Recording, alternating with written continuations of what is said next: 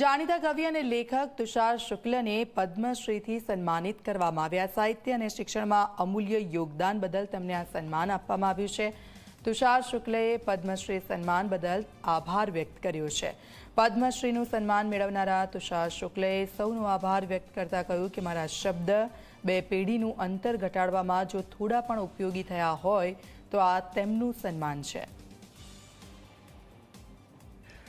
શુભકામનાઓ, આશીર્વાદ બદલ સૌનું ખૂબ ખૂબ ઋણી। નગરથી દૂર પ્રાકૃતિક વાતાવરણ વચ્ચે છું। અહીંયા સંપર્કની પણ થોડી મર્યાદા છે અને મને પોતાને પણ આ વિડીયોગ્રાફી વગેરે બહુ આવડતા નથી, પણ તેમ છતાં તમારા બધાનું ખૂબ ઋણી છું। તમે બધાએ શુભકામના પાઠવી છે।